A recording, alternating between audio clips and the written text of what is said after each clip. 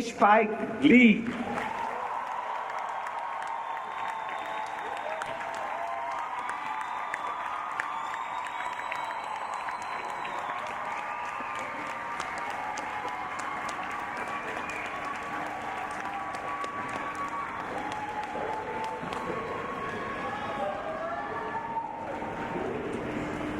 Can we all stand for a moment of silence for our sister, Gal Costa, please? Podemos levantar por um minuto de silêncio por Gal Costa, por favor.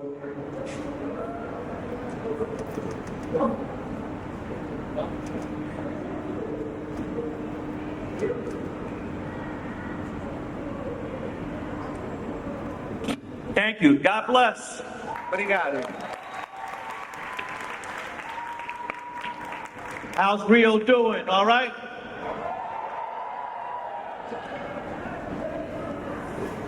Hello, hello, hello. I apologize for being late. I had to go visit my brother Michael Jackson. The statue is in Santa Maria, so I had to pay my respects. I apologize for being an hour late. We got stuck in traffic.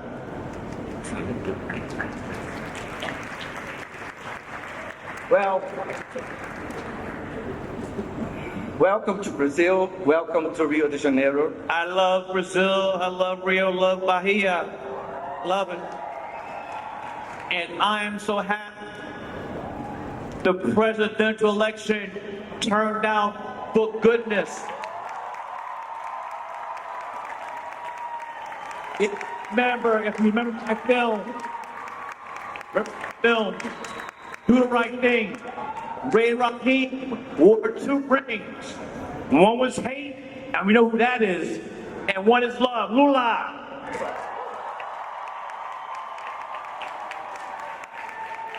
And Bolsonaro, Trump, gangsters, all of them. And their friends. Buddy. So let's start with the main question of that conference there. What is the power of creativity? Hey. You would start off with a very hard question. Creativity comes the mighty. The spirit is God. If you look at all the great artists, whether it be musicians, painters, whatever, I feel that comes from God.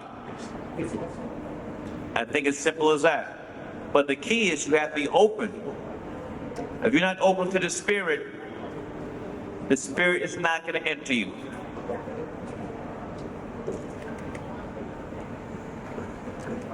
So we can say that creativity is not a tangible thing. It's not a concrete thing. It's a thing that you have to elaborate from the spirit.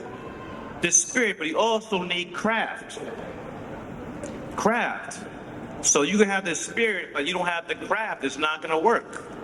So when I hear the great John Coltrane playing the saxophone of Love Supreme, yeah, I hear the spirit and the craft.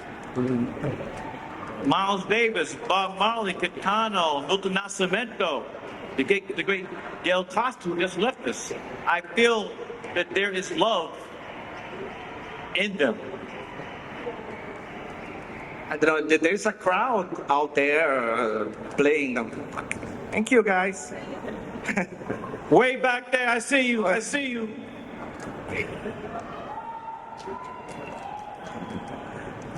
So let's talk about that craft.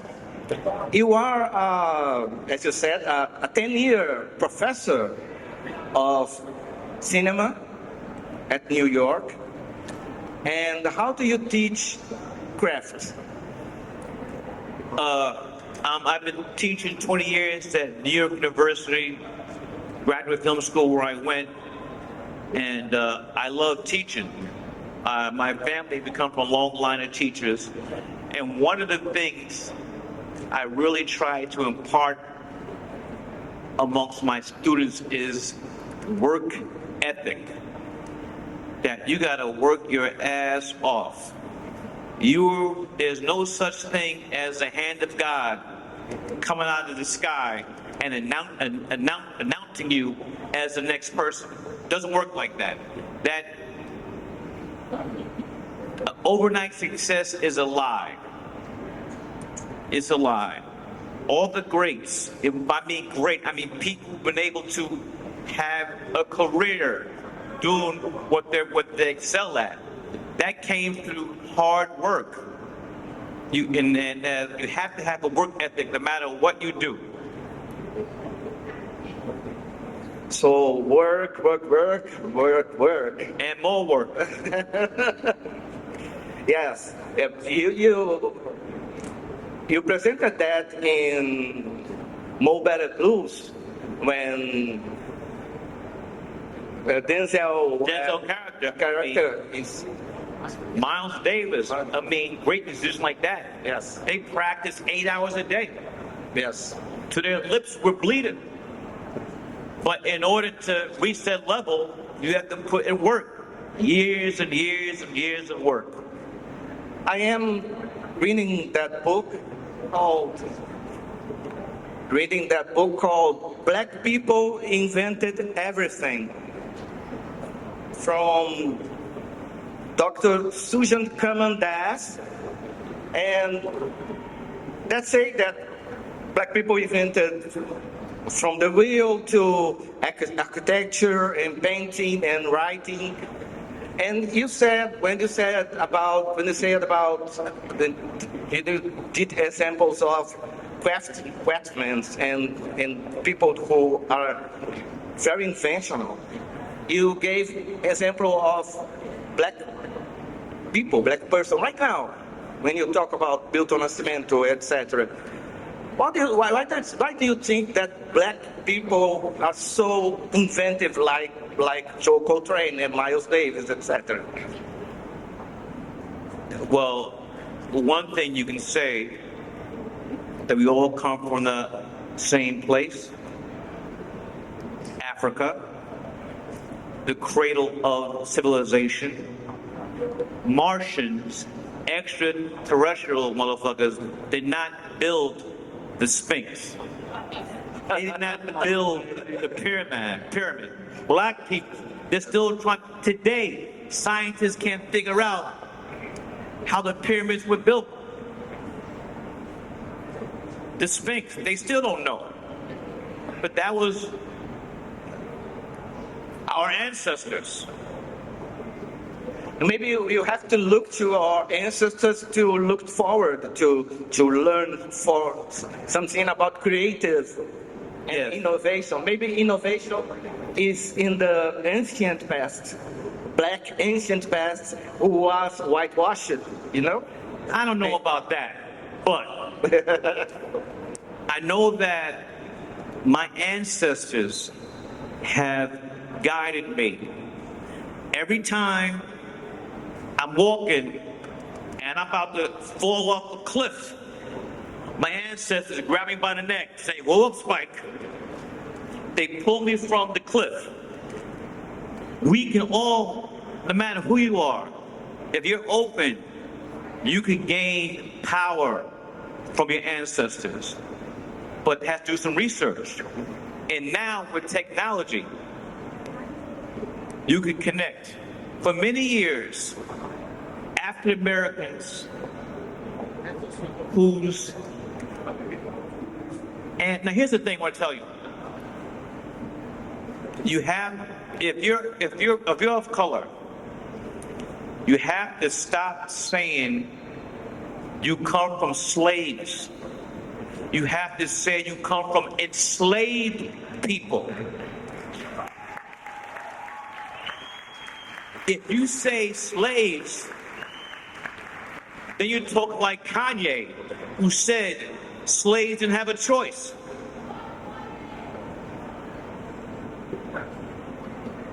Nobody got on those ships that came to the United States, that came to Brazil, that went to the Caribbean by choice. And many of our ancestors chose to jump from those ships into the Atlantic Ocean, and that's what they call the Middle Passage. We were not going happy. So,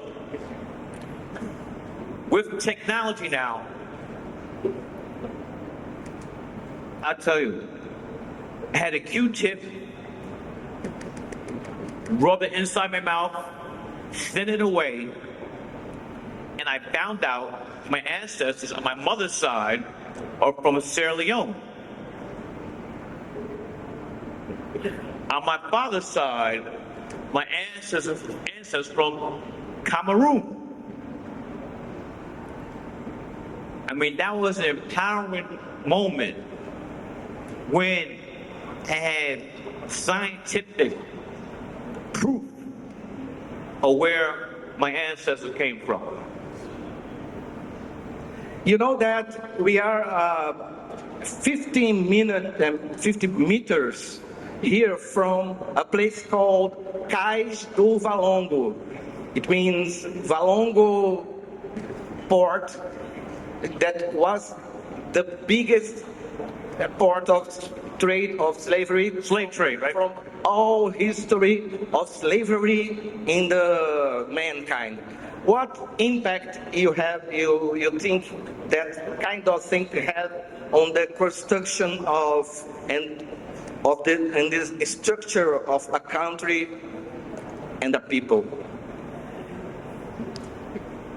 If I'm correct, Brazil was the last country to end slavery. So that means that if you were somewhere else, you had a head start. You were free from bondage. And something that people don't talk about, if your ancestors come from Mother Africa, even today, we still have trauma. We still have trauma from slavery. That does not go away. We still have trauma. And I think a lot of crazy shit we do as people, black and brown people on this earth, is the vestiges of slavery, trauma, because it not go away and it's in our soul. It's in our existence. Power can, and trauma can power creative. Trauma. Oh, here's the thing. Thank you for this. We've used our trauma that comes through the way we dance, the way we sing. That's how we deal. I mean, where does the blues come from? So that's how we're able to persevere, dealing through music, dance, art, literature. That's how we're able to get through this, through trauma.